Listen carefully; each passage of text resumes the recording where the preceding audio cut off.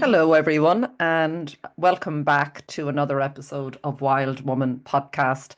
Today, I'm delighted to have Terri Conroy with me. She is a teacher, a herbalist, and a kinesiologist, and did not know that until I was reading a bit about her, that she's based out in Connemara on the west coast of Ireland near Ballyconneely, not too far from me in Galway, and just a beautiful spot. But I felt we were just talking before I hit record, and I've said this on the podcast before. I'm just very intuitively guided, and all of the guests, I feel they're shown to me as teachers and guides and wisdom keepers. And sometimes they may trigger me, sometimes they may not, but it's all as it's meant to be. And it just feels a very divinely guided path. And I'm very, very grateful to every woman who shows up. And today is no different.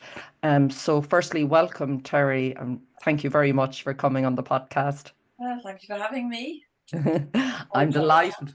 Yeah, delighted. And I did come across, I was trying to even think not say how I found you or you found me or how it happened, but I must have stumbled upon your YouTube channel because when you've an interest, I suppose, in certain things, and we were just talking there about a natural way of living.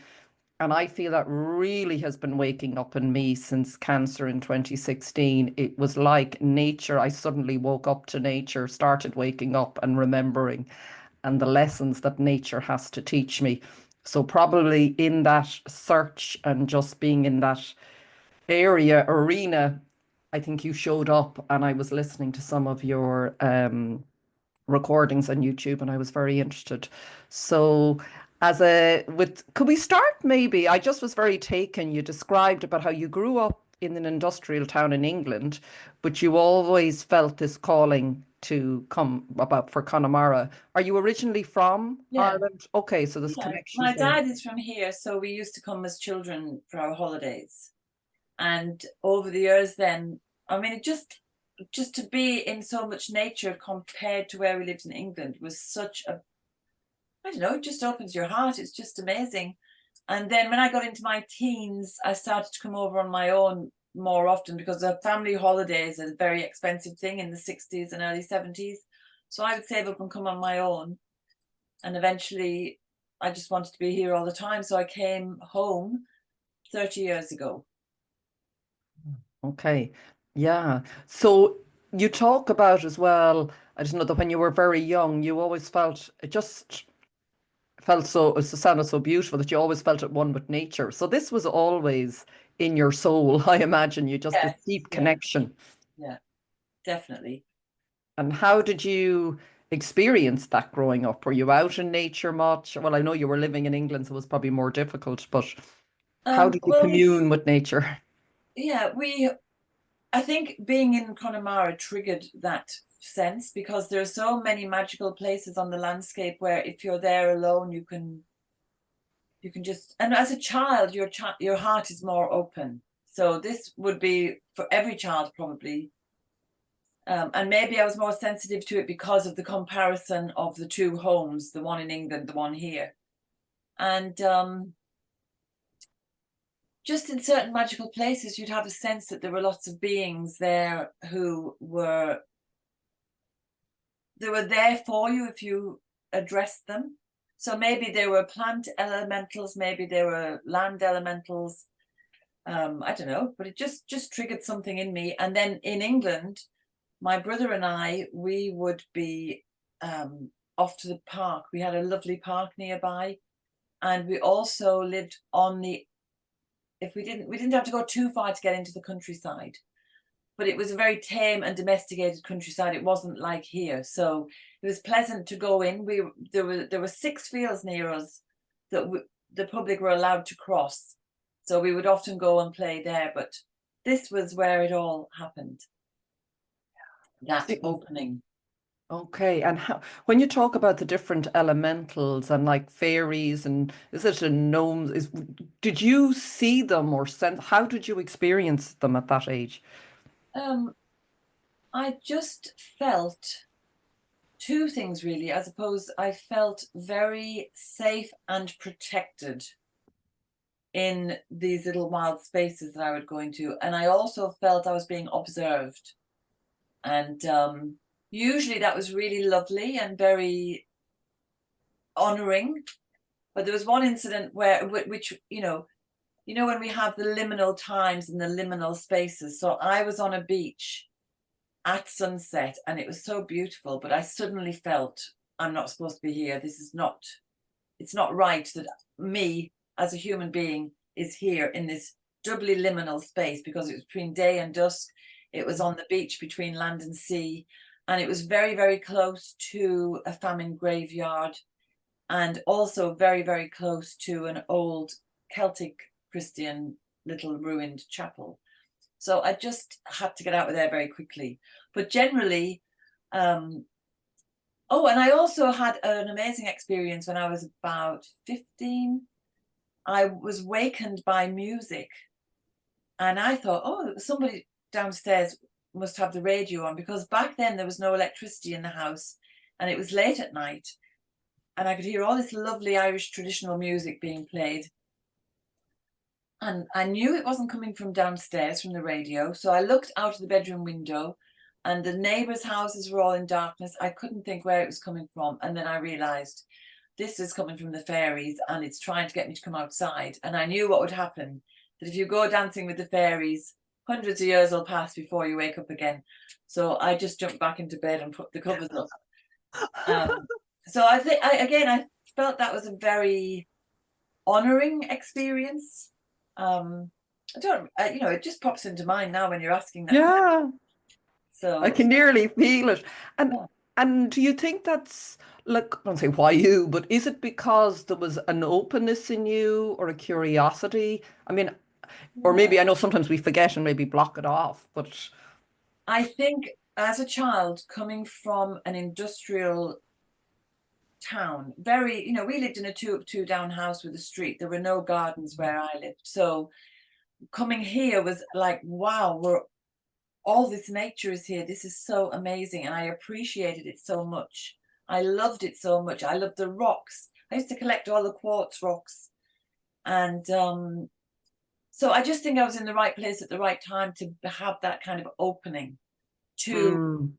But at the same time, my brother and I used to watch a lot of cowboy and Indian movies. And we always identified with the Indians because they were so nature oriented. They were still in the wild. They still recognized that everything had a spirit. So I suppose I was becoming an animist as a child, because I believed that, well, there must be spirits in plants, because you just know it.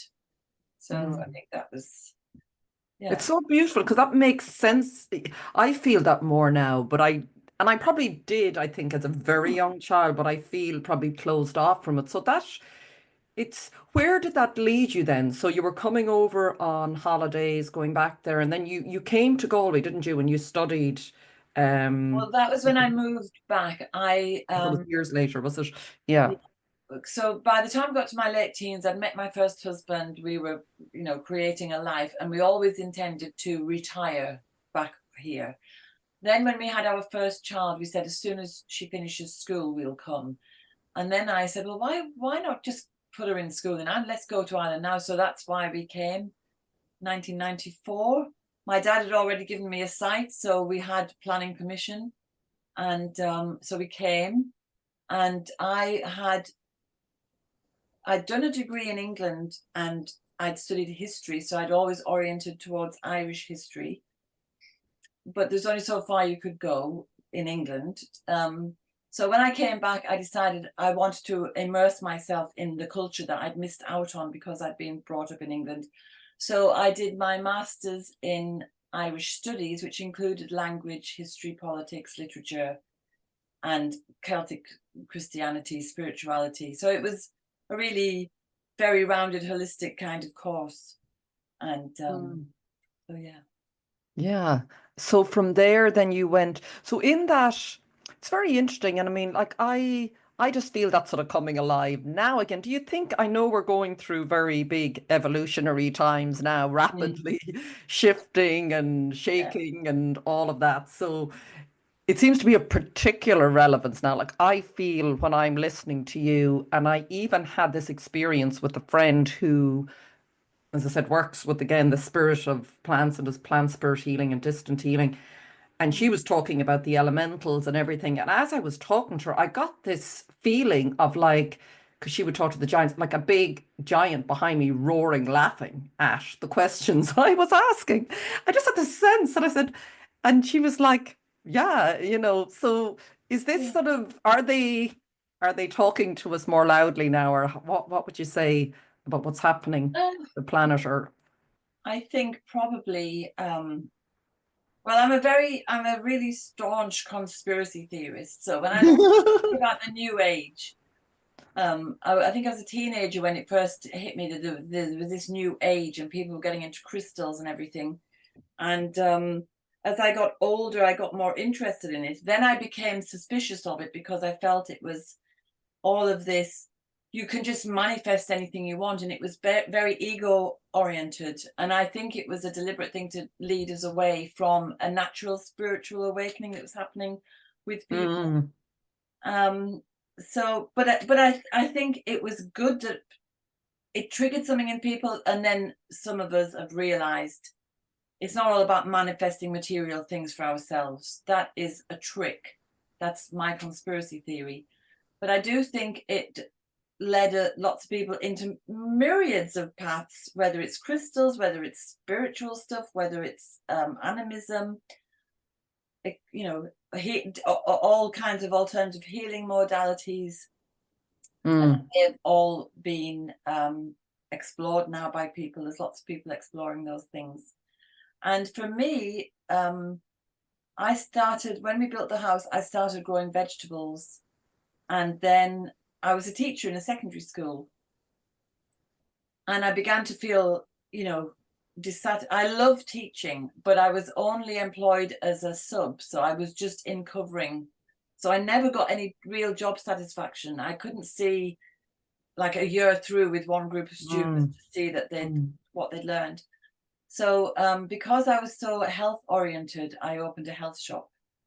And that was really the cracking of the nut. That really opened everything up because to run a health shop, you have to know what you're talking about because you're dealing mm. with people's health. So I began to do different training courses that would make me fit for purpose. And I started learning about herbs. And it was revelatory. Well, of course, herbal medicine is the way to go. It's the most ancient medicine on the planet that we've used since we first, since ancient times in memoriam. And and then because I already was an animist without realizing, it just made sense to commune with those plants. And Mm. then I began, and so in the health shop, computers were just becoming more mainstream, that more and more people had computers. The internet had just awakened or come into being, or at least on a more Mm. industrial What level. year was it? Sorry, Terry, what year? 2006. 2000, So 2000. the internet was very, very new, Yeah. and it was a bit of a crazy place. But I did discover this magazine, which was about an e-zine, which was about flower remedies, flower essences. And I used to subscribe to that. And through that, I discovered a woman called Pam Montgomery, who had written a book called Plant Spirit Healing. And that was just another light bulb moment. So then I went and searched out teachers who could teach me herbalism. And I studied with several different teachers. I did courses online. And from there, I suppose I went into shamanism, looked at that kind of practice, and then it's just evolved from there. And how would you, yeah, how would you describe what you're doing now? Because I see you have kinesiology as well. So for some, Yeah, yeah. oh, well, that happened because the premises I had my shop in it was an old house, and it had a middle room between the shop and the kitchen. And I thought, I'm paying rent for this, but it's just sitting here empty. So maybe I should learn a therapy of some kind that can, that I will benefit from as a healer, and other people could use the space as well. So that's just at that moment, a leaflet came through offering a kinesiology course. So I studied kinesiology. And what I love about it is it's actually an energy healing, really, because you're working with the meridians, which we know in Chinese medicine. We know from Chinese medicine, although it's not Chinese, it's not a form of Chinese medicine, but it's incorporated that idea of energy spots, you know, the aura. And to me, that makes so much sense because everything is energy. You know what, when you're describing all of that, firstly, the first thing that comes to mind, and it's definitely the case for my own life, is that everything is sort of guiding you to the next step. You know, Yes. we're never given the big picture. This is where you're going to be in 20 years, which we're told we should, which I think leads to a lot, it's led to a lot of my suffering. And it's still such a huge journey for me to let go of, like I said to you at the beginning, and I've said it often after that sort of diagnosis of cancer and knowing I couldn't go back, even though I think there was, I wouldn't say expectation, maybe expectation in my own way. You have to go back into the system. So it's Yeah. quite, it takes a lot of courage. I think I admire anyone, and I do now for myself because I didn't realize it does take a lot of courage to walk a new path when there is there's no signpost going, if you do this, this is going to happen. So we're going against what we've been taught. It's like we're undoing, aren't we? Everything we've been told is Unlearning. we're unlearning everything. Like I'm just going, if that's what you're told you should do, it's the opposite generally. So just, you know, it's the unlearning. But the beautiful thing to learn, and I think for anyone, a lot of people I think who listen to this podcast or have connected with me will be probably on a, I would say, similar enough path, or maybe struggling, or change, something is showing up in their lives. I just think it's a really important thing to share that. And as you describe, if you follow what's rising up in you that's really alive and making you excited, you will be shown, won't you? Yeah. Like, you know, what you said, to even think about that room and the kinesiology leaflet Yeah. appears. Yeah. Yeah. I know. Yeah. I know. But you And I said, trusted. Have you always trusted like that? um, I think I'm lucky that I do have a good gut instinct. I've always used my intuition to feel, is this right or is it wrong? I mean, obviously, we all have our challenges in life, so it doesn't always work, or we just don't listen to it. But generally, I would listen to it. And I think that's because that's the way I was brought up by the women in the family, that Were there's you? more Yeah. to this world than we see. We would Ah. have had all our family little ghost stories and spooky tales, and so I've always believed there was something else out there.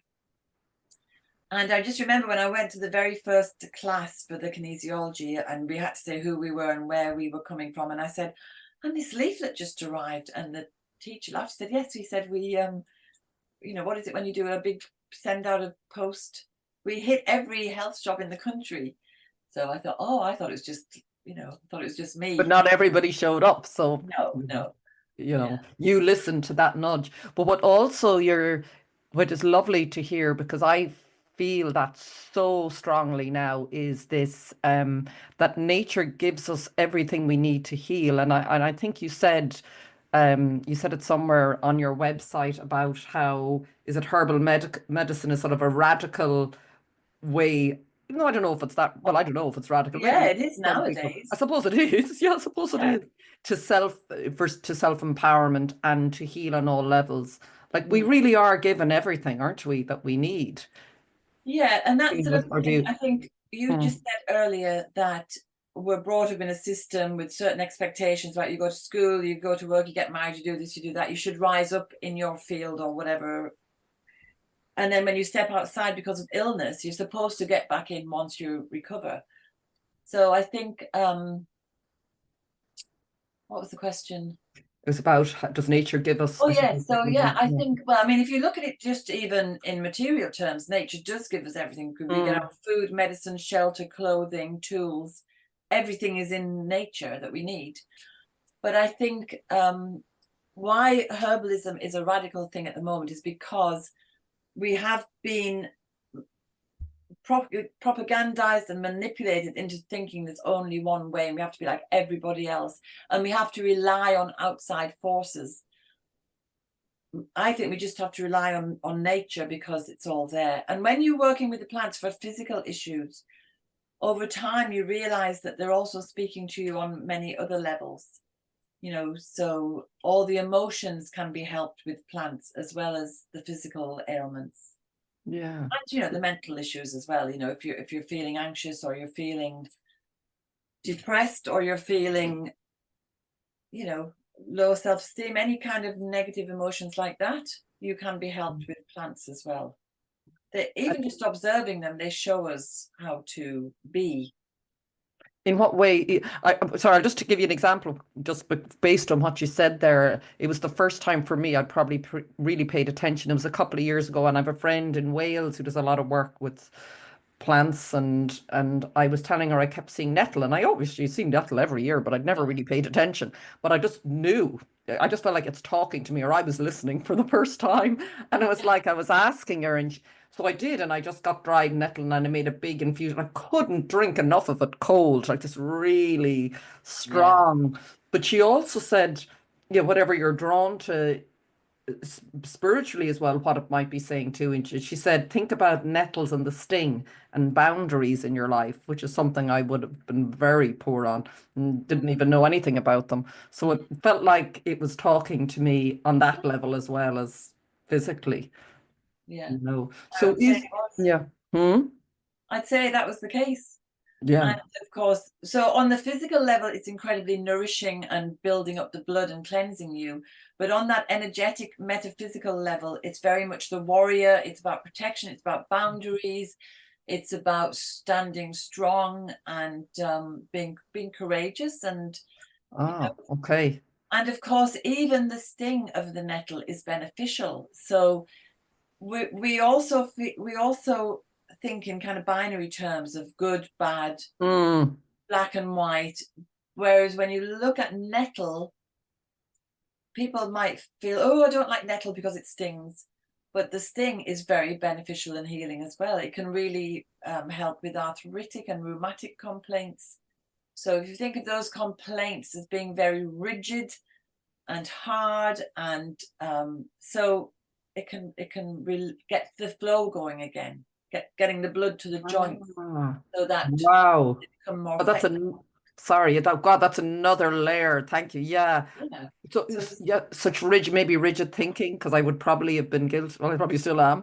That's so, and I've made up another big infusion and it's in the fridge again. So nettle is definitely seems to be the one I'm meant to work with right now. yeah, yeah. Um, and just as you talk about like allopath, like, isn't it true? This is my understanding that ancient, well, say herbal medicine, obviously it was the true ancient original medicine until I've heard about, isn't it, the Flexner report that appeared in the 1920s that sort of, I don't know if it outlawed, but it sort of, I suppose it diminished like the power of herbal medicine, or tried to, let's say. Yeah, it was very Perhaps. sinister. And Mm, obviously, it's nothing to do with education. It was to do with removing homeopathy and herbalism and replacing them with allopathic medicine, which at that time was made from, a lot of it was made from the byproducts of the petroleum industry, because it was Rockefeller who funded the Flexner report. But when you look more into mm, that as well, you had the report which criticized because you have to remember at that time there were universities teaching herbalism and homeopathy. There were hospitals only using herbalism and homeopathy, and he got them all closed down. So people had to turn to the allopathics because they had nothing else, unless they had learned a little enough of it themselves. So that's my goal, is to get people to go and use nature yeah. remedies. And as Susan Weed says, it's people's medicine. You Who know, says that? Sorry. Susan Weed. Oh, I've heard of her. Yeah. Yes, it is, isn't it? But that's why I feel such a calling, like to talk to people like you. So I think we have to. It's like we've, as you said, unlearn and then relearn, and we sort Yes. of instinctively know it, but it's like waking up. Like what you're saying to me there about nettle, and I do know it speaks to me energetically. Like I do feel those things, but it's even to give yourself permission to not dismiss that and go, no, this is talking to me, and it has so many things it can help me with, not just one thing. it's very unique, isn't it, how it works with each of us depending on. Well, Yeah. nettle is one herb that is beneficial to everybody: man, woman, Mm, child, baby, pregnant mm, woman, old man, prostate people. It because some things like we don't look at herbal medicine like we would look at an allopathic drug. An allopathic drug does X, yeah. but a herbal remedy can do X, Y, Z, G, H, I, everything, because it depends on how it interacts with you as an individual. So Mm, it's important. Everyone says, oh, migraine headaches, take feverfew. That's like saying headache, take aspirin. It's yeah. not, it doesn't work like that. Okay. Feverfew does many, many other things because of the actions it has in the body, because of its constituents. So yes, it does relieve migraines for some people, but it won't do it for everyone. But it also does many other jobs. It will relieve fevers, for one thing. So, I'm just saying that so that people don't think, Yes, I know that no, it's just one. So yeah. it is through yeah, what I was going to, yeah, in terms of just healing overall, and you're saying how it empowers people, and I'm a big believer in getting to the root cause, which I think that isn't, and allowing the healing process to happen, which it feels like our allopathic is like when I went through cancer, and I'm not, dismissing all the people who work in these areas at all. I always sort of qualify that majority of people are coming from a desire to help, but it's good Also, to yes. understand and open ourselves up so we can make informed choices, really, isn't it? About, I know I would do things differently again, but I did a combination of herbal medicine and energetic work and spiritual work and emotional work and some of the allopathic. And I would probably change it again if that happened. But the biggest thing for me was getting to the root cause, and that's what led me to change my life. So do you work with people in that way? Like, would people come to you specifically like that with specific issues, and then you do a consultation? Is that how? Yeah, there's no point with Uh-huh. someone coming and saying, oh, I've got a very heavy period. So I say, okay, well, Mm, take yarrow or take another vulnerary to stop the bleeding. You have to think, well, why do you have heavy periods? Why mm, are you not sleeping? Why is your digestive system so upset? So when you get back to the root cause, which is looking at the person through their physical day-to-day life, what are they eating? What are they working at? What are they thinking? How they react to things, to situations, to people. Are they sleeping well? Are their bowel movements good? You take a consultation and build up a holistic picture of that person. So somebody's digestive system might be completely upset, not because of what they're eating, but because of what they're thinking. So if they're thinking anxious thoughts, their stomach's going to knot up and then they won't be able to digest. So that could lead to inflammation, which could lead to other issues. So if you get to that root cause, which might be anxiety, you can treat it with herbs that would be regarded as nervine herbs rather than as digestive herbs. But then if it's a herb that's going to help relieve your digestive system by going through the nervous system, it's still a digestive herb. Do you know what I mean? yeah. So it's working on many layers, Yes, really, yes, with you, and not just in one way. I know what you're saying. It's like the yes, side benefits as opposed to, what do they say, side effects. I don't know if that's yes, really the right yes. way, but a lot of things we're often taking are. So where are you on the whole, even just to say your vision around health? And you mentioned that there, that, bring more awareness to herbalism, and like, what sort of vision would you have for healthcare in the future, or do you have one in an ideal world where we're going, hopefully? Well, there's lots of ideas there. I mean, initially to see more complementary and holistic medicine integrated, and then for eventually for that to take over, so that, and to also, we used to do domestic science at school and learn how to cook and learn how to sew and learn how to learn personal hygiene. They were all the topics that I learned at school. And that's all gone now. I don't think they even do a lot of physical cooking anymore for domestic science. Certainly they Mm, don't do it for their leaving cert anymore.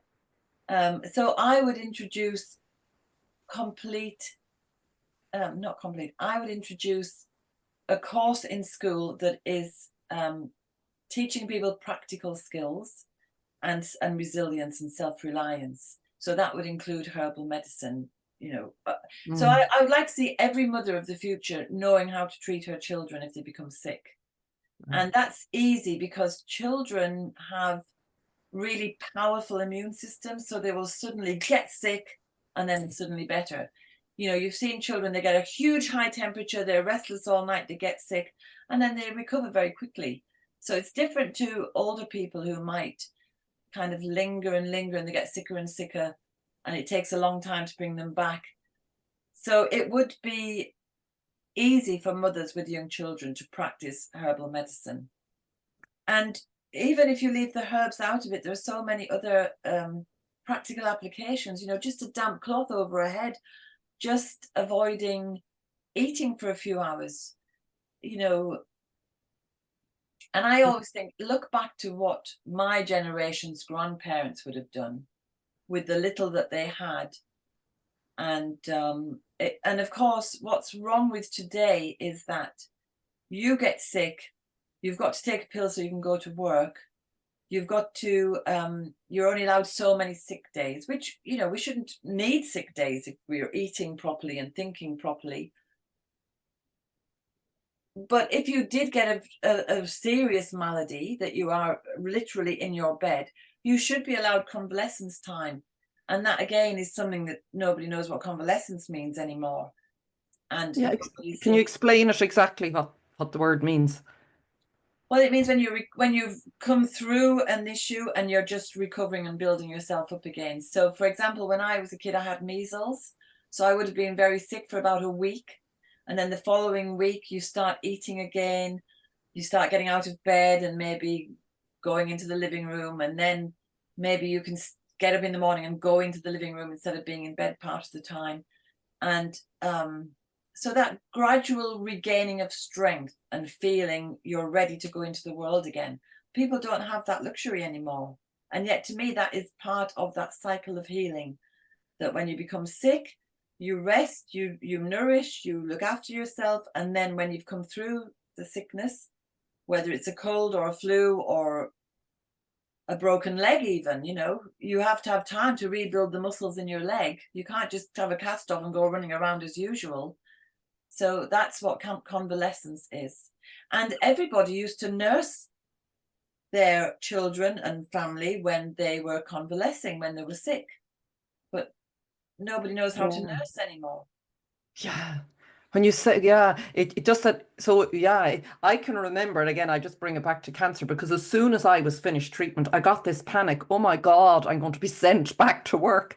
Yeah. And I was so fatigued, I was so burnt out, like to a shred.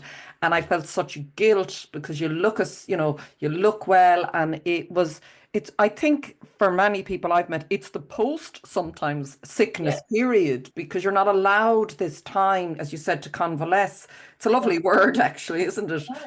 To really build up your vitality and hopefully better than you were before you got it. Because Well, as a every illness should make you stronger, really, because yeah, it's training your immune system. But yeah, what was I going to say? I had some lady that used to comment on my YouTube videos. She would pop up every week, and she became a patron for a while, but she got cancer, and she had to keep going on. She had to work through her treatment, so she was she was absolutely exhausted. And I think I don't know what happened to her, because in the end she couldn't afford to be a patron because she had to pay for her treatment. And yeah, it's very sad to think people don't get that bit of respite. And of yeah, course, if you don't get the convalescence and the respite after your body has gone through this huge battle to bring you back into yeah. homeostasis, well, then you're going to be weak and prone to catch the next thing or whatever.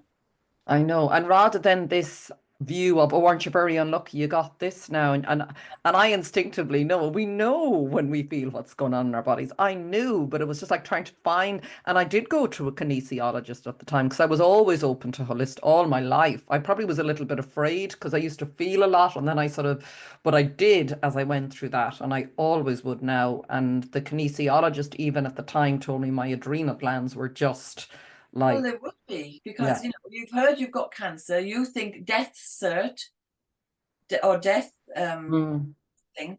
So of course you're going to adrenal overdrive because it's a mm. fight or flight issue.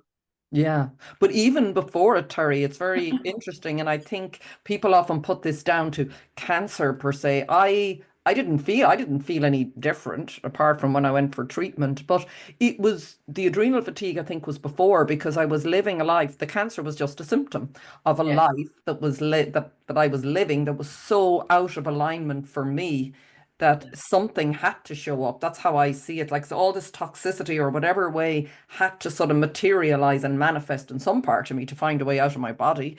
In another way, it actually saved me in a weird, but if I hadn't stopped, it would have spread everywhere. But it was going into my, was in my lymph nodes, but it hadn't gone much further, but it would have. But so in a way, it was like, it's here to teach us something, but it's a big unlearning, isn't it? Like it really, from what you're saying about schools as well, that sounds so the education system has to be, but again, I mean, this is all into the future in time with the right people, with the right interests. We have to start teaching children this though, don't we? So then they can be sovereign and in their power and yeah, not at the behest of someone telling them what to do and believe. yeah, yeah. Yeah, yeah. Uh, Would you like to be part of doing something like that? I would. I do walks and talks locally, but and yeah, I haven't been in schools, but yeah, it'd be nice to go into schools. I know my husband is an artist. He used to do a lot of murals for schools around Galway, and over the years, different schools would have a little garden, and he would show the kids, "Well, look, you can eat this flower," and they'd be going, "No, you can't eat flowers." He's going, "You can," and then they'd be so kind of brave to try eating a flower, and wow, it was just like a little revelation for them that actually everything out there is edible, medicinal, helpful in some way, and yet we're taught to believe that it's out there and it's dangerous and best to keep away. You know, Mm, so we need to mm. turn that. We need to unlearn that and relearn that actually out there is our friend. And Yeah, like you said at the beginning, sorry, it just brings me back. And someone else said that to me, a friend who had a difficult childhood as well, and said, you said something about how safe or being held or something, you said from a young age that it mm, truly is. What would you say to someone about if this is quite I suppose two things on that. Firstly, just what you were saying earlier about every mother and person being able to nurse and look after their family or children. I know you offer courses, don't you? You have particular courses. So is it quite, let's say, easy enough in one way to learn the basics of how you can do that? It's not yeah, a huge undertaking.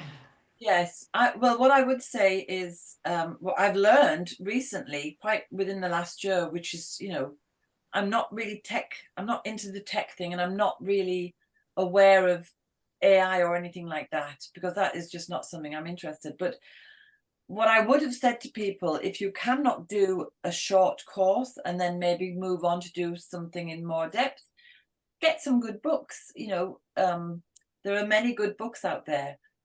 But I heard from somebody in America who said you have to be very careful choosing a book because a lot of them are now written by AI. They're not written by actual herbalists.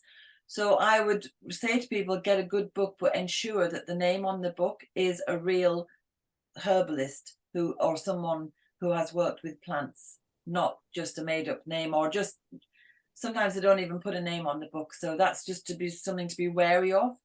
My God. Because I don't know what they might be saying in those books, but it might be a thing like the New Age. Oh yeah, look at this herb book, but actually it's steering you away from herb. Yes. So always Okay. a reputable author, like um, David Hoffman or Rosemary Gladstar or Susan Weed.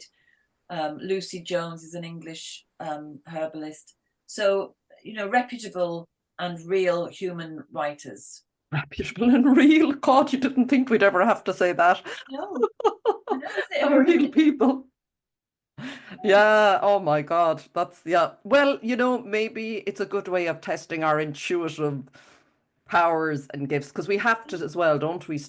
Well, I feel I do everything now, pretty much everything, unless I get a bit afraid sometimes, through my intuition. And the muscle grows, doesn't it? Oh, Whatever. definitely. We have to practice it, don't we, to um What sort of things would you suggest to people around that? How they can, how they can. yeah, just to really tune into their gut and Oh, their well, it's intuition.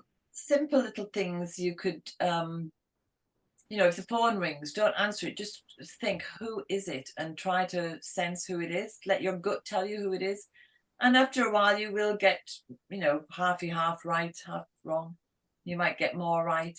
And then even things like going into a venue, if you're going to a pub or a restaurant, just stop for a minute and see if you can feel what the vibe is. Is it welcoming? Is it friendly? Or do you feel there's something when you go to eat something? Just try and tune into it and feel when you look at that plate of food, what does your body feel like? And I mean, that's probably a good place to start, because so many people are eating just, fake food, basically. It's so Yeah. overly processed. It's basically all additives just held together with a bit of original food.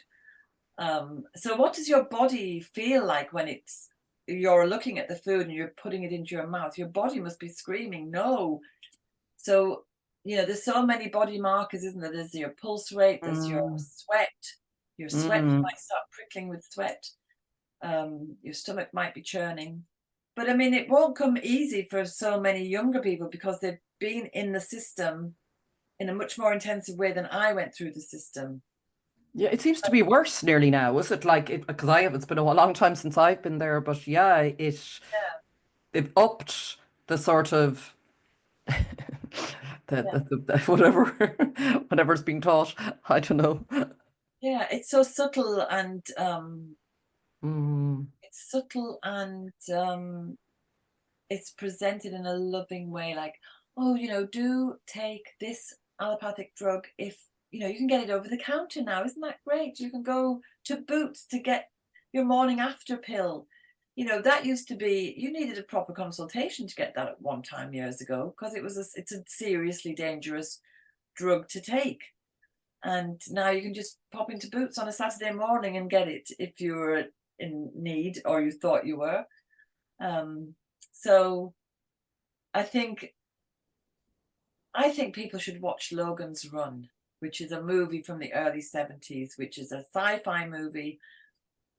And we seem to be heading towards that kind of scenario where they live in a dome, they're cut off from nature, they all believe there's too many of them, so they have to be culled when they get to a middle age. And most people do it, they sacrifice themselves for the greater good. It's all a lie. It's all an absolute lie. And so the story begins to unfold. But I was very, it touched something in me when I was a kid, and now it keeps coming back to me quite often. That movie is beginning to become almost sort of telling you, well, it's sort of often yeah, showing you what's coming. It's yeah. almost in, what would you say, Well, brainwashing. there are terrible things happening. There's all the lab grown meat that we're supposed to Yeah, eat. yeah, Bill Gates is trying to make synthetic baby milk formula. I mean, my God, what kind of woman would give something like that to her baby? yeah. Something that is made like that. And then there's also, you might have heard recently that the British government is about to do exterior research to dim the sun. And everyone's outraged because they're getting £50 million funding to do this research. But they're not making the announcement that the same research company has been given 60 million to research into producing synthetic plants, supposedly to protect us from climate change and to feed the world. They tell you all these good things they're doing, but they don't tell you what the costs are. And actually, regenerative growing, natural cycles like composting manure and avoiding monocrops and things like that will all benefit, rather than having to go to synthetic plants. The answers are already there. Our ancestors are doing it for millennia. It's only really since the First World War that we've had this horrific assault on agriculture, because they had X number of chemical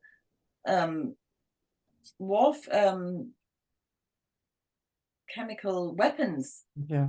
stockpiled and had to use them somewhere. So let's reintroduce them as pesticides and fertilizer. But And it that's seems to be sort of accepted. Like I said it to a in a bakery the other day, a lovely local bakery, and the guy makes his own bread and everything. And I said, "Oh, that's lovely to see." And I said, "God," I said, "I hear that a lot of the time, even the flour now is not, everything's so interfered with, even if you're making it at home." And I said, "It's all." I just whatever way I made a comment, and he said, "Oh yeah, sure, they're in everything, the pesticides. Like we seem to have this just sort of, well, there's yeah. nothing we What can can we do do about type of." But we it? can. I don't know. I just find that there seems to be, I'm not saying in everyone.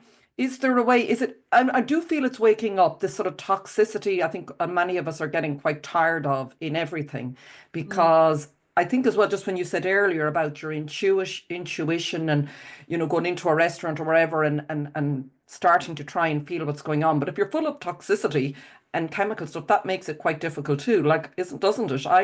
I feel those senses waking up the more I've been doing my best to clean out things. I Yes, mean, I've a long way to go, but I'm doing my best. I yeah. I was saying to someone, I use the doTerra oils. I make all my own detergents and everything. So, and it's a lovely thing to do. There's But it so just feels, creative, like you do. I know you're doing all of this, but it was so new to me because I was in such a rat race for so long. yeah, it's very hard. I think there's a lot of apathy. People think, oh, I can't do anything. But it's like there was a lovely meme going around during the COVID lockdowns, which was a picture of, oh, what can I do? I'm only one person, said 7 billion people. So, it's like, get together, just say to your friends, I'm not using that deodorant or detergent anymore because if I walk past people in the street, the smell of those chemicals, it's horrible. But you don't notice it when you're using it. It's only when you stop. Mm, So, I don't know, it just feels so much nicer to use the homemade stuff. it does. And they're I just as yeah. effective. Yeah, and I was just thinking about it this morning. I think it was rosemary or whatever I was using, and I had frankincense, and I just said they actually just you feel like just your whole body goes like what you said, the plants and nature being there to support us. I just felt I could breathe and like, oh, it's holding me, it's helping me, as opposed to now. If I had put on something much more chemical or synthetic, I'd almost be feeling a bit, oh, there's a whole different feel. I even find it hard to put words on for me, but it is that feeling of being held. Like Yeah. it's like a nice someone just going, "You're okay. I've got Yeah. you. I've got you." That's sort of what nature is saying to us, isn't it? And Is it? it's Yeah. wholesome. It's an old-fashioned word, isn't it? Wholesome. Mm, But think about what does it mean? And it means to be whole and to be natural. It's natural to be wholesome. And we are natural beings. We're not, there's some people who might want to turn us into cyborgs or whatever, but at the moment we're still human beings, natural beings, belonging within nature, part of it.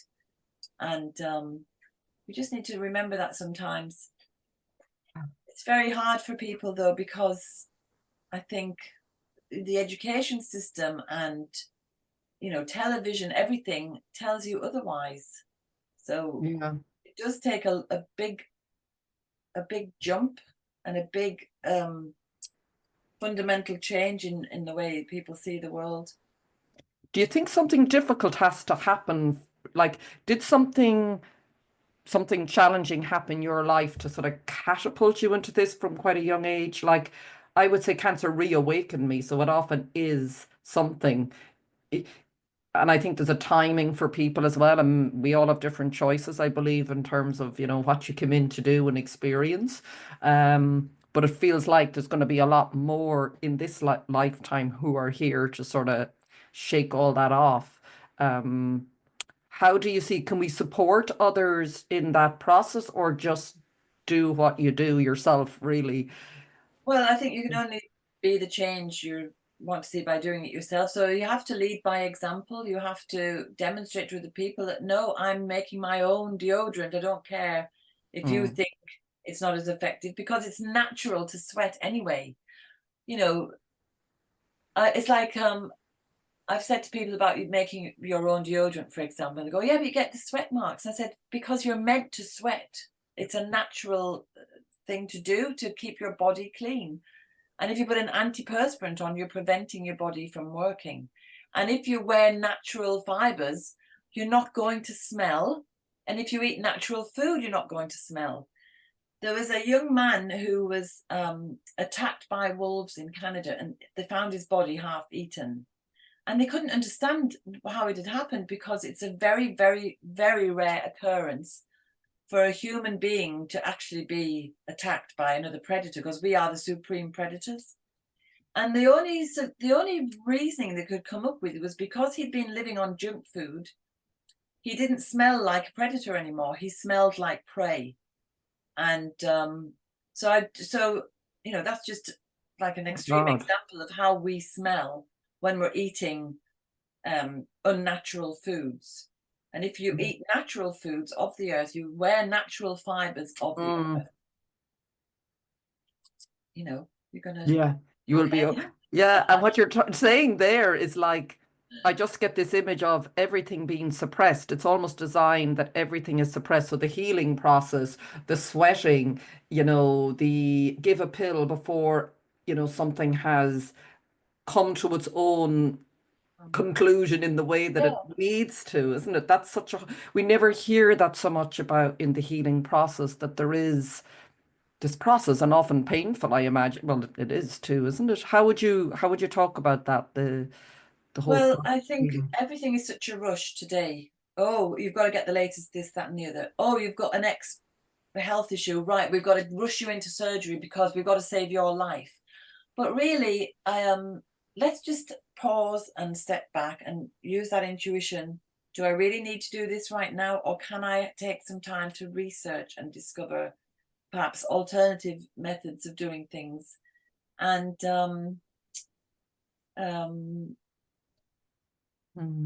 so yeah, what was your question? It was just around the healing process and how often, we suppress, or particularly another symptom pops up. Oh my God, pain, shove it back down again. Shove it back down. Everything you shove down is going to come back worse again.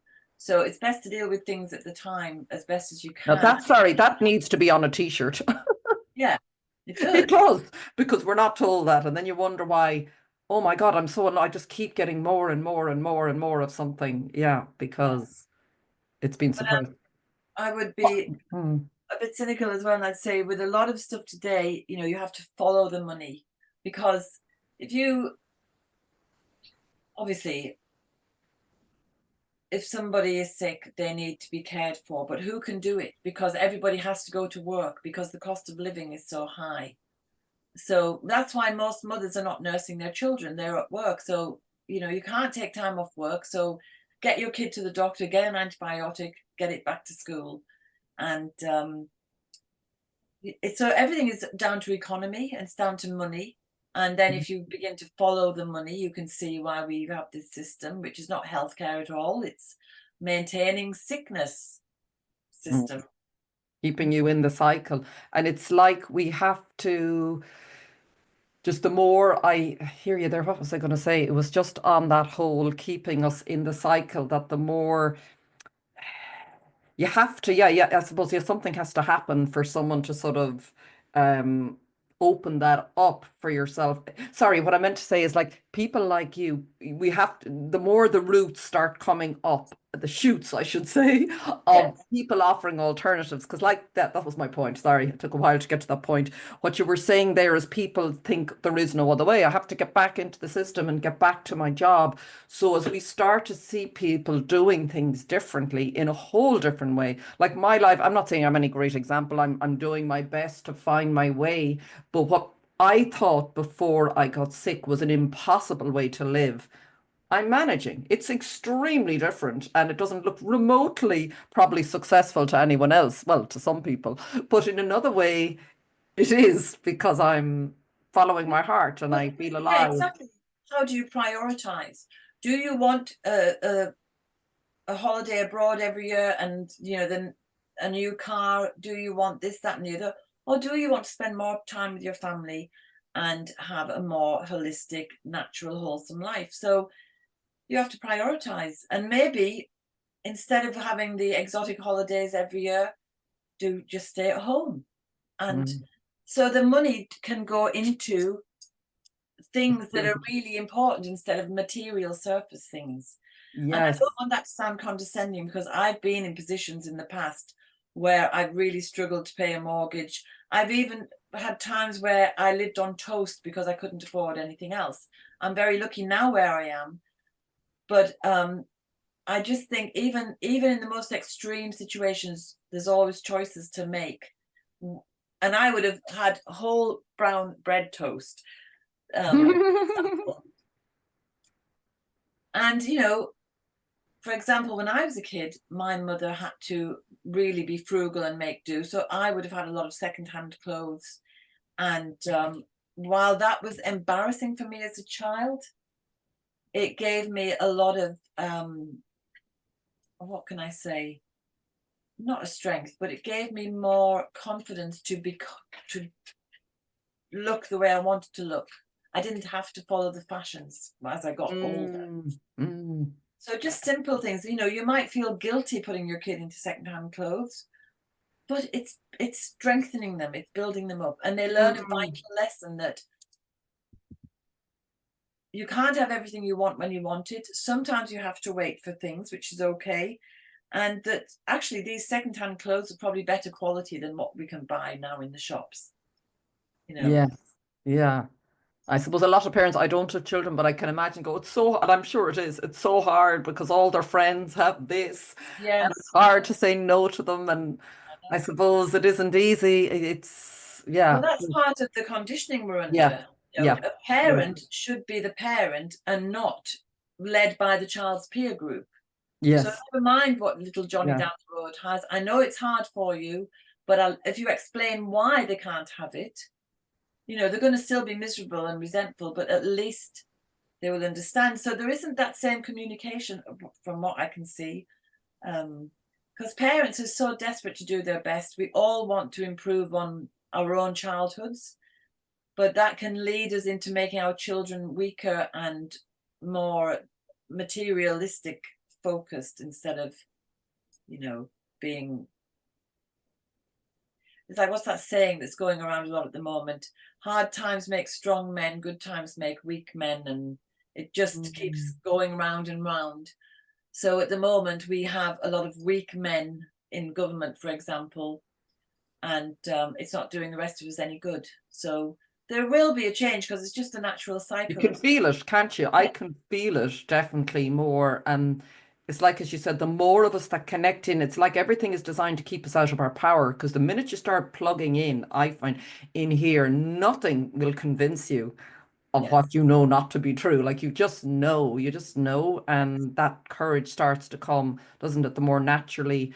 Can I ask you, just as well, you mentioned, I think, and it's just really come up for me recently, this whole thing of initiations, or I know you do rites of passage sort of work. It feels like we've lost a lot of that too, the key moments in our lives. What sort of purpose do they serve or have they served? And, how what do you think what are we missing out on, I suppose, by not having these Um, well, rites of passage? I offer rites of passage for Mm, young teens. And I think I'll come to that from two places. First of all, I think in the past, because, you know, it's like the wheel of the year. If you observe nature, we have a wheel that goes around each year. So we go from Imbolc in the spring and we go around all the seasons and the different, you know, it's based on the agricultural year. So we go from spring sowing to everything coming to fruition, to harvest time, and then to Samhain, where we have the seeds falling again, ready for the next cycle of growth. And so that's a very natural cycle within the wheel of the year, within nature. But within ourselves, we start very young as babies, and we progress through these stages of life which are not marked anymore. So for example, in the past, if, in the more ancient past, before the church took over, if a girl began menstruating, it was an opportunity to celebrate. This young girl is fertile. She's going to bring forth life. Our clan, our family, our people will go on. And it's an amazing miracle. Let's celebrate. Then you get the young man he has to change from boy to man. He's got to be strong, he's got to protect, he's got to learn, you know, to be just and to be honorable. He's got to learn to defend. And well done, young man, you've passed that test. Then you go around the wheel and you come to middle age, you come to old age, and we recognize the crone, for example, the older woman who has had this life experience that makes her wise. She can advise the future young people, or the young people and the future generations. And she has a level of esteem and standing within the community. But all that is gone now. So in recent times, we can see that older women are totally denigrated and out of sight, you know, just silly old women who have nothing to say. And you look at young men today, they're completely lost because feminism was so strong and got to such a point that women are doing everything, and they're very capable of doing everything. But it means men don't know what their role is anymore. And so these young men grow up and they're useless because I'm not being derogatory about them. I'm saying our system has put them in a position like that. So if I go back to my father's generation, he would have been working on the land as a child. He knew how to drive cattle. He knew how to go to the bog and bring the turf back. He also learned how to bake bread and to cook, because in the families in Connemara, even though obviously there were male and women's jobs and roles, as children, you just did what whoever was handy did the job. So so there was respect for the differences between men and women, but at the same time, either sex was capable of doing anything. But I think what's happened is it's gone so far. Like, I'll give you an example. My daughter, who I have brought up to be strong, independent, resilient, and able to fend for herself. She has a beautiful, wonderful new partner in her life. And I said to her something about, allow him to do what he's meant, you know, his role in your relationship is to be the defender, the protector, and to care for you and look after you. And she said, but mother, you've brought me up to be strong. And I said, yes, but that doesn't mean you can't allow him to be strong for you. So make him carry the shopping home, which is about in her modern life, with everything being a convenience, is one of the ways he can demonstrate his usefulness. So I think the rites of passage make people step into more responsibility within the community, and also step into their own personal responsibility. And otherwise, if we don't have them, people are just flitting about and they don't really know what they're supposed to be doing. And that's why I think so many young people feel lost. And of course, there's so much difference in jobs. You know, the jobs aren't physical anymore. They're often on a computer, or they're, you know, I don't actually know. Really. I just know. Sorry, no, it just seems exactly like what that we need. I found that even at different stages, I'm probably heading towards crowndom or whatever it's called. But that's sort of, you know, the menopause for women, but there are these rites that you go, this should be celebrated. Like, there's stages of our life. And I don't know if my mother now, she's 93 and she's in hospital at the moment. And you go in and you just see how they're just, and I'm not saying this, there are wonderful staff there too, but it's like you're waiting for them to go. Like, rather than they should be, I know, again, people go, this is the reality of life, but I don't think it is. It doesn't have No, to it's the be. reality of We our can choose modern it. life. Yeah. And like I just think we have a choice about how all of this does or does not continue. But the more I listen to you, because I used to go out to schools, I worked in the university, and I was going out talking to leaving certs about going for 10 years on the road before, about, you know, going to university. And I started to feel, I think that's where I started to feel a bit burnt out. And I was going, I love talking to young people. I love listening to their dreams and what they want to do. But I can't be telling them all you need to go to college, because I don't believe it.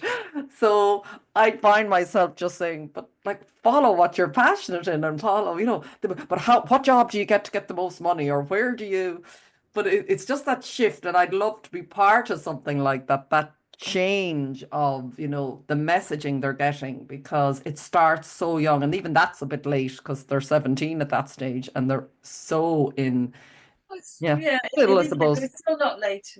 Yeah. I was teaching in secondary school because I had gone initially to college as a mature student, and I just loved it. And I am an eternal student anyway, so I just loved it. And I was on a mission to get everyone off to university rather than kind of dwindle around for 10 years like I did. And this boy said to me, "But miss, I don't want to go to university." And I said, "But why?" And he said, "Because I'm not academic and it just doesn't interest me. I want to do something else." So I said, "What do you want to do?"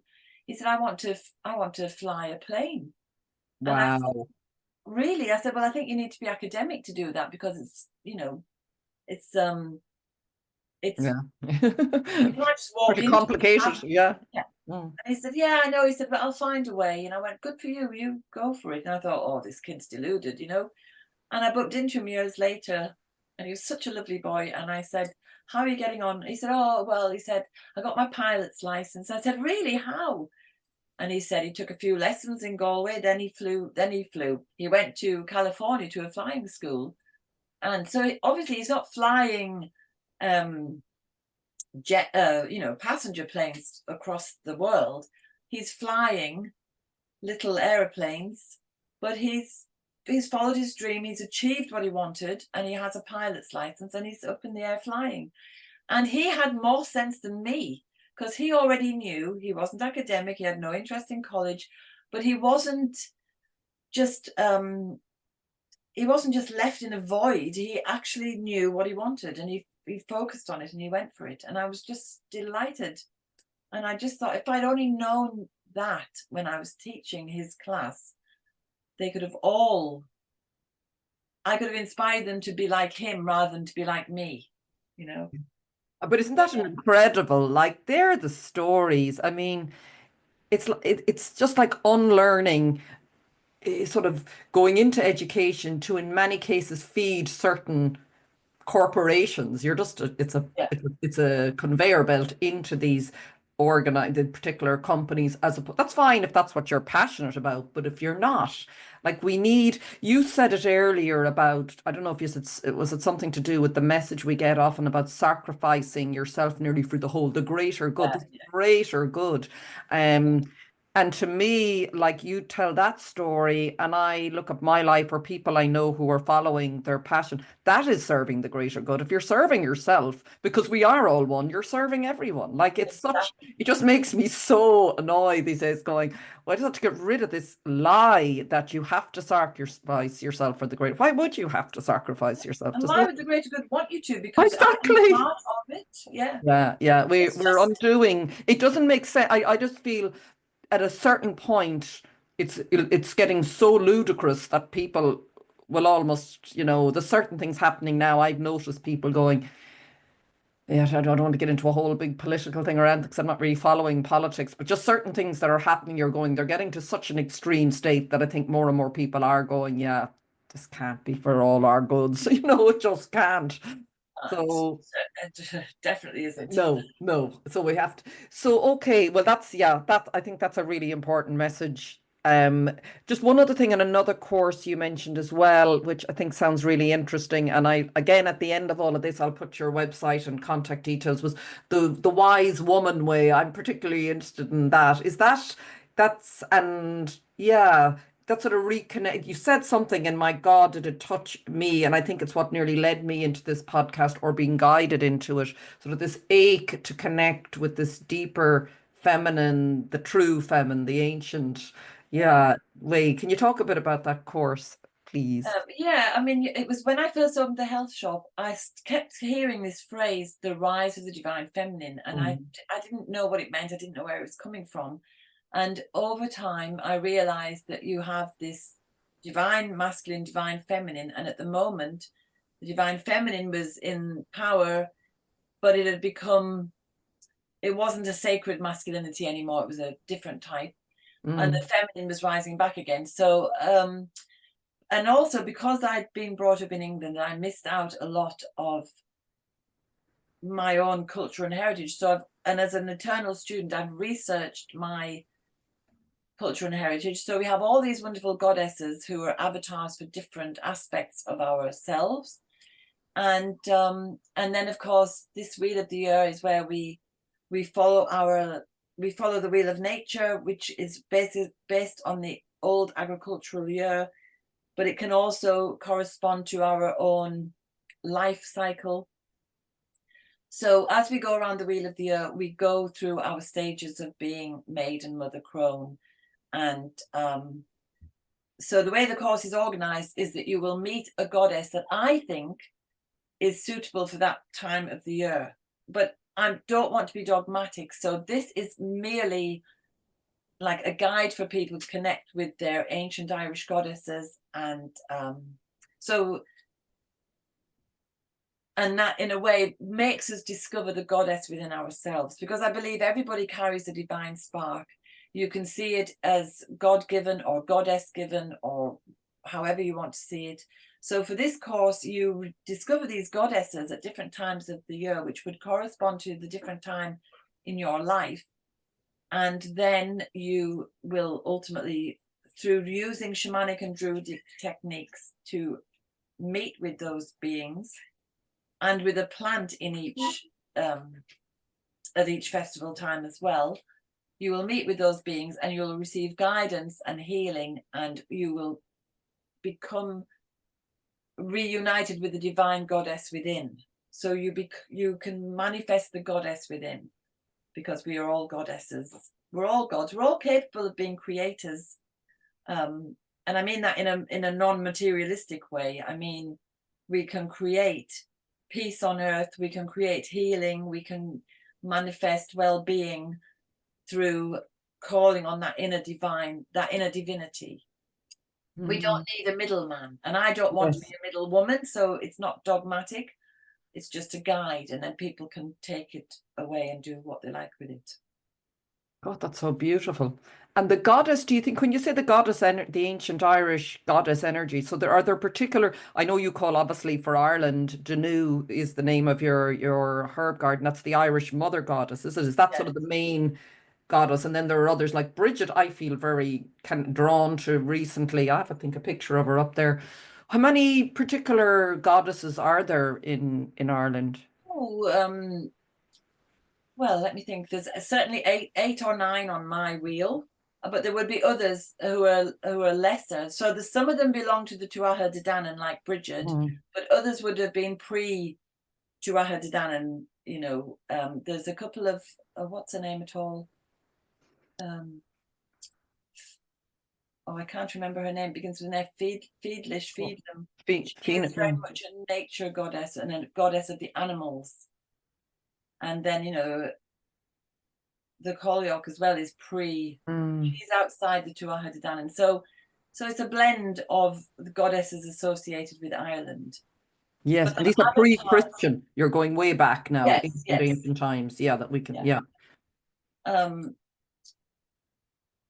So the way I've placed them on the wheel might be different to the way you would place them on the wheel, but I placed them on the wheel for significant reasons, to connect with the year outside. So Bridget is at Imbolc, which we already know anyway, but she's a maiden who has taken over from the Collioc at winter solstice. And then we move around and we have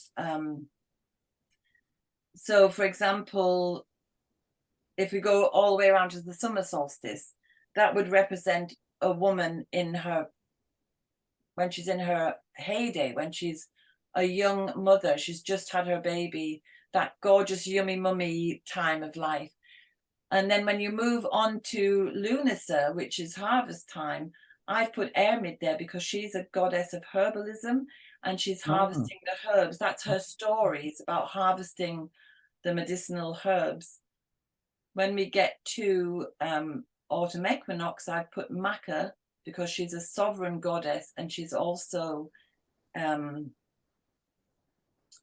she comes in different guises, and one of her guises is she protects women and children, but she's also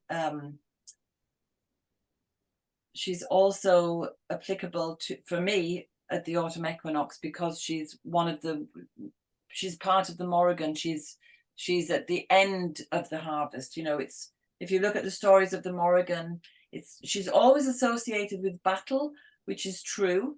But what we have to remember about all these goddesses is that during the Gaelic revival, when the myths and legends were, dragged out again and restored to consciousness, and often translated by Anglo-Irish scholars, they were all men of a very patriarchal time, and they tended to personify some of our goddesses as just evil Herudians who were bloodthirsty.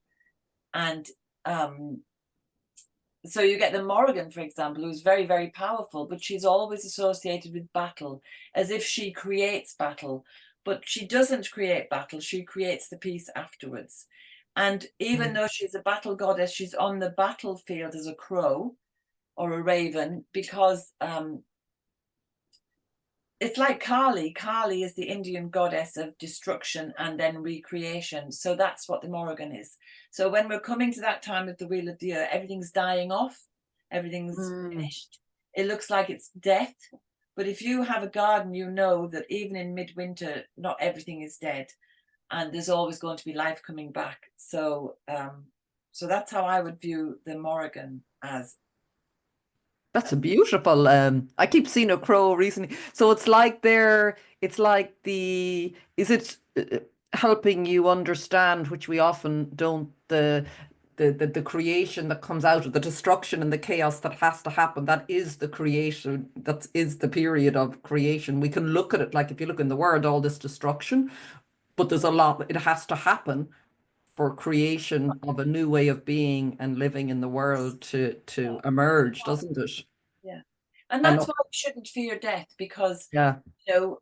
Our ancient ancestors didn't fear death because they knew there Mm. was life on the other side. And unfortunately, we've been trained to think that this is all there is, and that once this is gone, so people are pursuing, longevity and youthfulness, and they're not giving themselves time to appreciate I never felt more powerful than I am now at my age, because you're growing up, you feel you don't fit in with the other girls, or the boys aren't looking at you, or you're not as good as, or you don't know as much as, and then you suddenly get to here and you welcome in your cronehood, and you realize you have actually morphed into a powerful person. Mm. And it's sad to see a lot of people my age regretting that they're getting old, or mourning their youth, instead of enjoying this moment, which is so different. Yeah. I don't care if I say something that might not be, PC. or Oh whatever. no, the same. There's great freedom in just being yourself, isn't there? Yeah, yeah. And this is the Yeah. best time to be it. So, Yeah, it's magic. It's so lovely to, sorry, yeah, continue. No, it's so lovely to hear that, because like you said about this whole idea of death, you can sort of see the layers and layers and layers of the illusion, let's say, that keeps us all in fear and controlled. And when you can start breaking out of it, nearly, the freedom that starts to come, you do start to find, oh yeah, none of this is true. What am I afraid of? Like, and you're held, like, it's so, yeah, it's so beautiful when you say that with nature, you're held.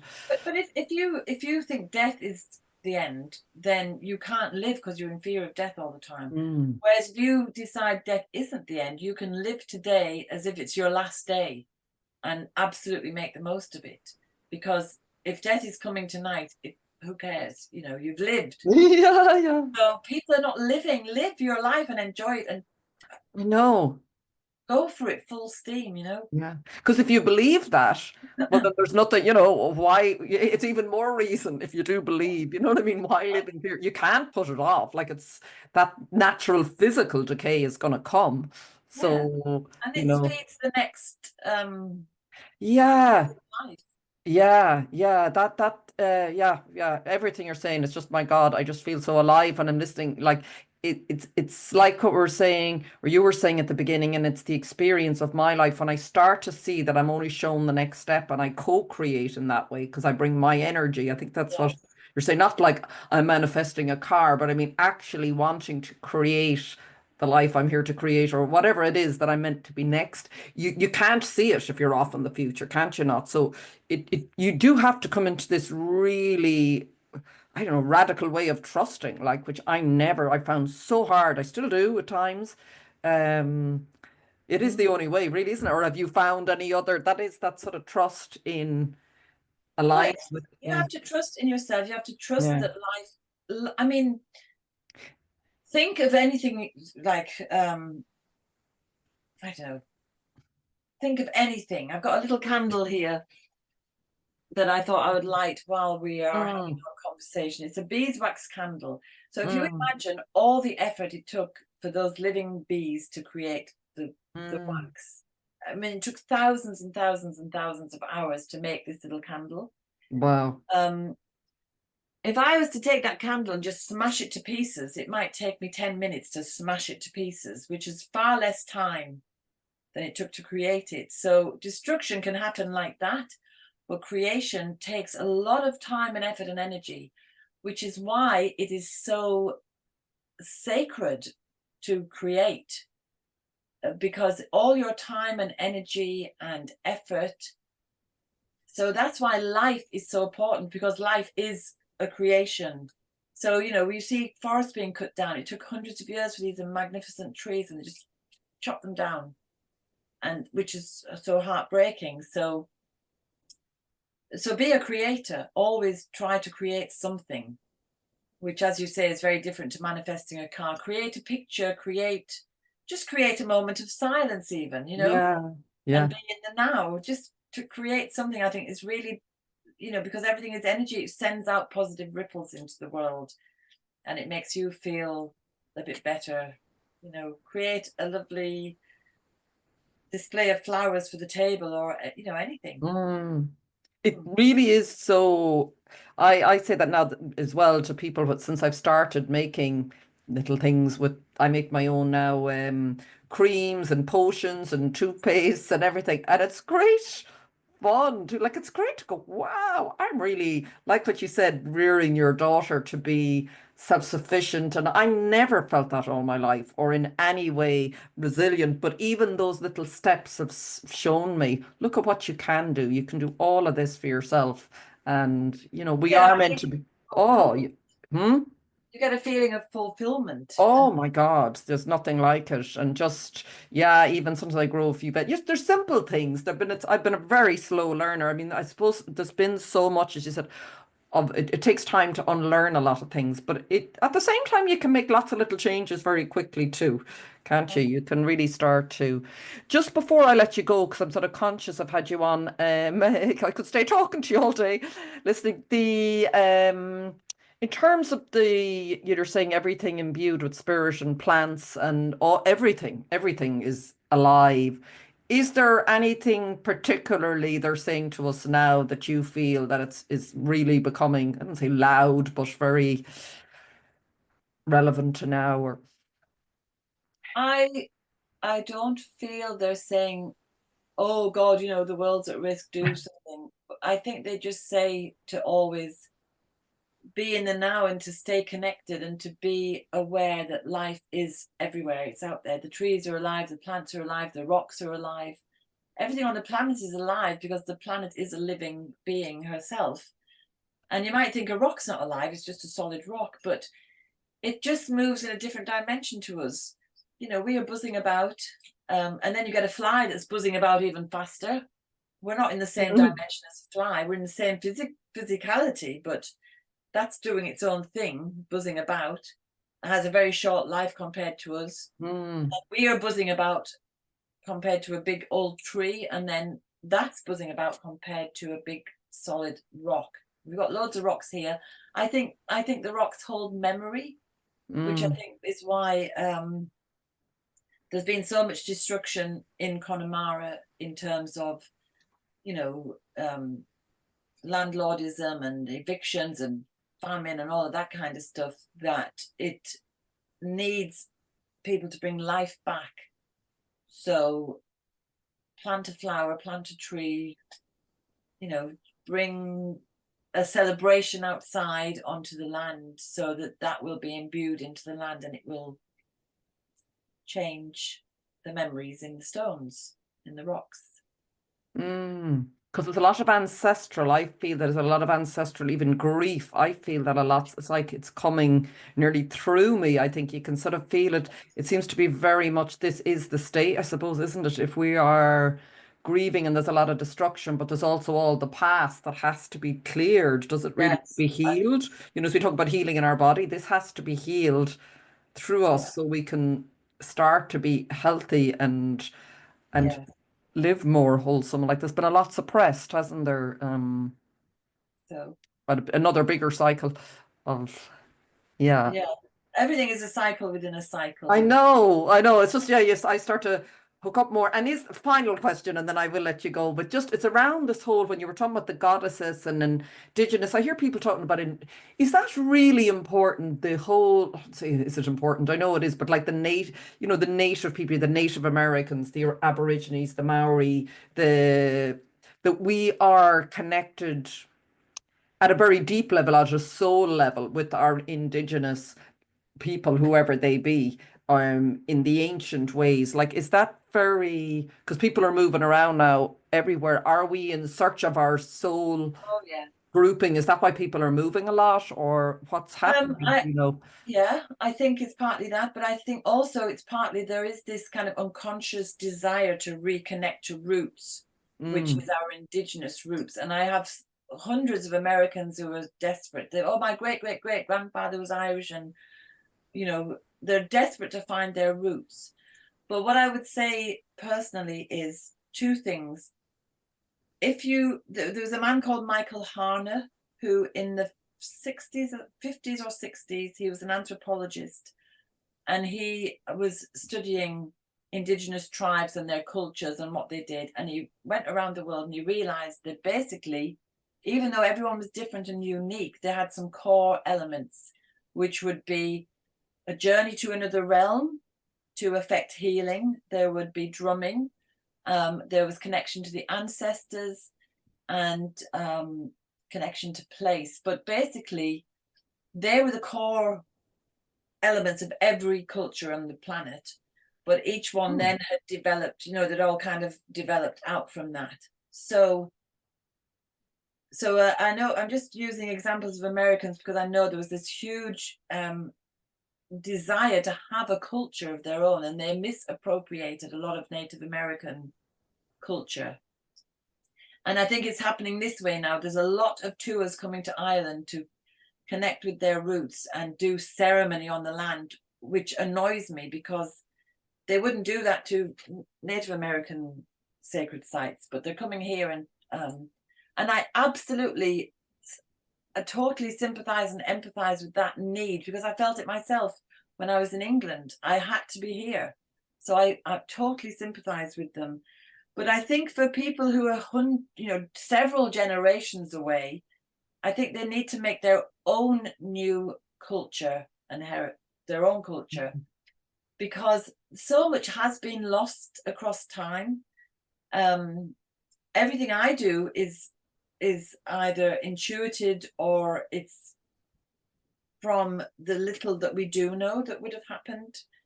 And it's very unclear, really, because our people never wrote anything down. We don't have a recorded history other than by observers. So obviously there's always a bit of a skewing of things when it's somebody just observing.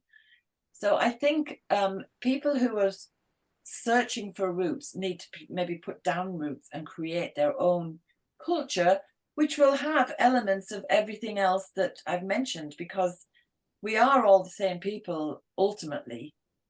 We're all indigenous to the planet, but Yeah, then that's why I often find that word sometimes a bit, I wouldn't say confusing, because we always refer to the same. Well, I don't know. I feel I do. You know, the Native Americans, the Aborigines, the Maoris. But I'm going. But we are all indigenous to somewhere, and I yeah, know different countries, like you said, has moved around. I suppose.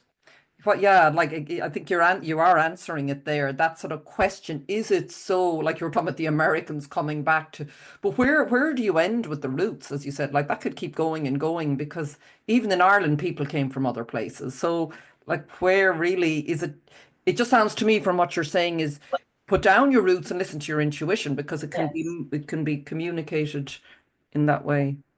Well, I think people are because it's a sudden reawakening about this. Oh, where are my roots and my heritage? And I feel lost, and I think just calm down and don't be panicking about my, whether I was like my dad was very dark and swarthy. He's maybe as maybe one of our ancestors was a Spaniard from the Armada that washed up on these shores. And I know on my mother's side, there's definitely a little bit of Viking in there, but I'm not going to worry about those things because I can only know where I am today and the roots that I do have here. So and get rid of dogma. Obviously, there are core things to do and to be aware of, and respect is one of the most important. Reciprocity and gratitude.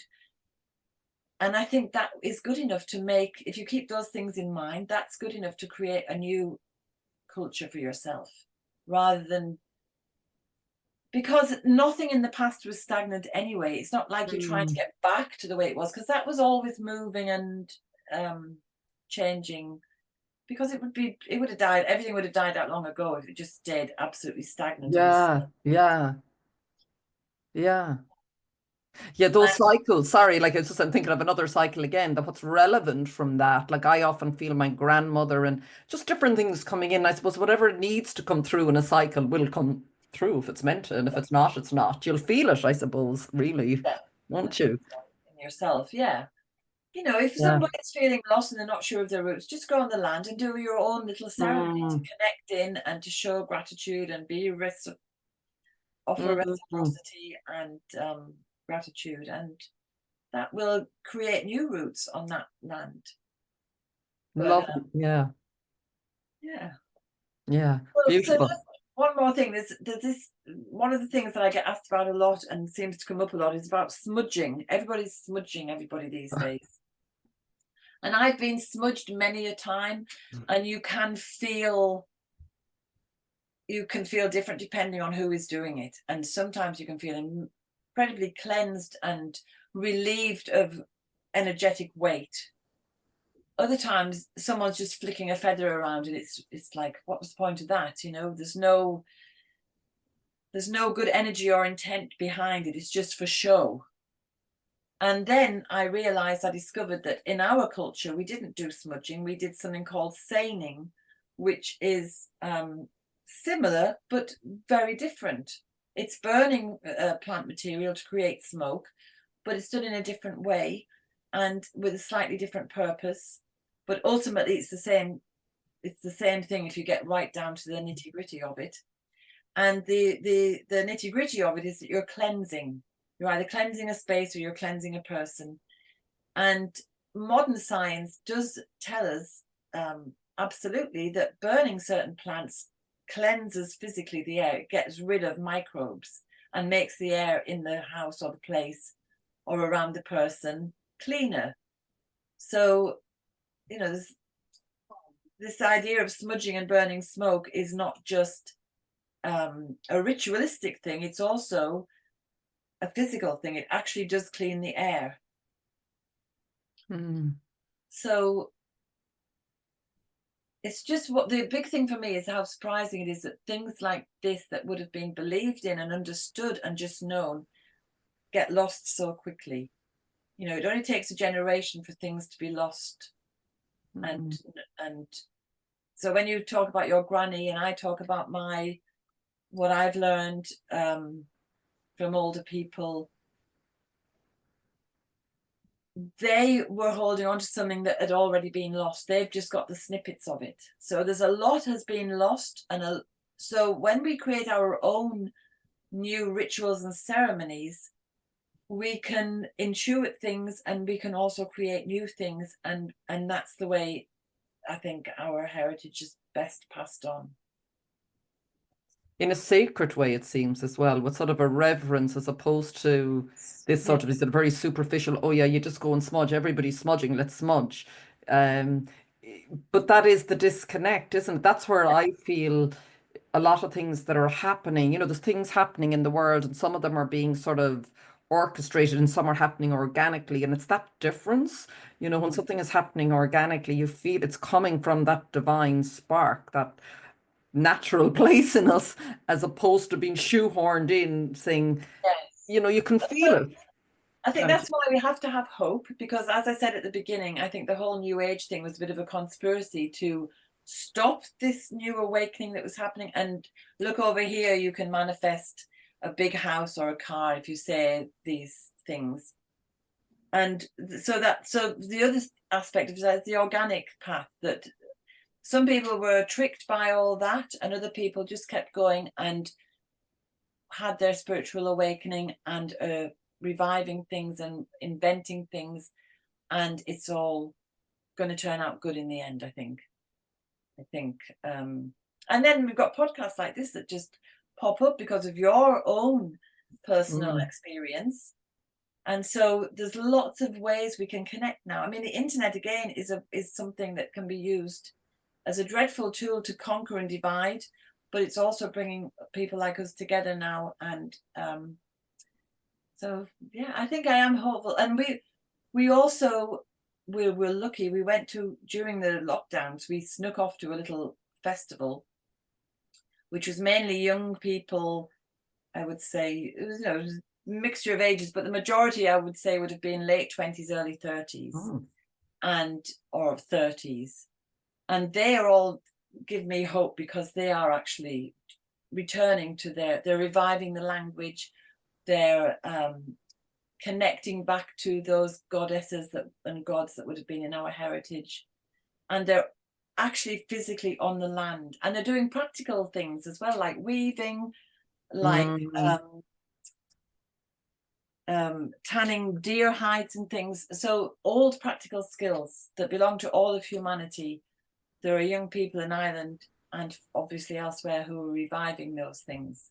So I just think, like I said as well, the more connections we get to a tipping point, and we'll be over the worst. over the hump. Some said the revolution won't be televised. Yes, true. There's like little hubs under, and we're all like, every time I sit down here, I keep saying I get a big picture of a web, and you know, or a flight plan, you know, the cities would be lit up. And Yes. it's like just little connections of light. Like I was talking to a woman I'd never have met in my life, somewhere who works with the Akashic records in America. But I just, as I said at the beginning, and the reminder that she says about following the intuition, it's amazing when you ask. I ask now every day. I just say, show me the way. Like I really, and the days I ask, I'm sort of, oh God, that happened fast. So be careful for what you wish. But we do have, I think you said that as well, didn't you, Terry, about communicating or communing with nature, like actively, consciously. That's the difference than just being out in it willy-nilly, sort of. And I just want to say one Yeah. thing before we finish as well. When you were talking about herbalism being a radical thing because it brings self-reliance, resilience, the other thing it does for me is, because I am like a history buff, I love history and I love folklore. But what I found with herbs is that in our past, when our ancestors were using herbs, it wasn't like, I know some herbalists today, they order their herbs in dried ready and they make their stuff, so they're not actually in connection with the plants. But if you in our ancient traditions, you had to approach a plant and ask for the plant to give up its healing to the person, and it was up to the plant whether it did or not. So today we might go out and collect a few herbs for XY remedy and give it to such a person, but we haven't got that other little step in there, which is actually asking the permission. And we just assume that the plants will give up their medicine, but we have to ask permission. We have to tell them who it's for, and then they'll think, well, that person hasn't been, they might think that person hasn't been living in their truth, so no, I'm not going to give up my medicine for them. And but that would be rare. I think most plants want to help, and they want to help us on every level. They want us to make our connection with nature. So when they're healing your upset tummy, they might also be working on you to help you have more awareness of how connected we are. I mean, we do share our DNA with them. We just have to remember that they're sentient, and we need to approach them with respect, and then show gratitude. That's beautiful. Thank you for that reminder. And I will leave it there, or it'll be 5 o'clock. But Yeah. who knows, you might come back for a part 2. And thank you, Terri. I'm really It's grateful lovely for to your meet you. time. Yeah, lovely to meet you. What I will put I know I have your website. Is that the main way you want people to get in touch with you? You're also probably you're on Instagram, aren't you? YouTube and YouTube. Substack, Yeah. the Oh, you're website. on Substack as well. Oh, so am I. Yes. Okay, very Oh, good. right, okay. Yeah, I publish the podcast on Substack, YouTube, and Oh, Spotify. yes. So Okay. I'll be publishing it there. So you're on Substack, YouTube, your website. Yes. They're the main. They're Brilliant. the main I'll be ones. following you. Instagram, when I remember to use it.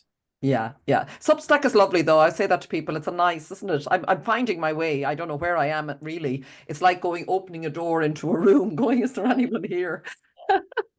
And then you find your way with it.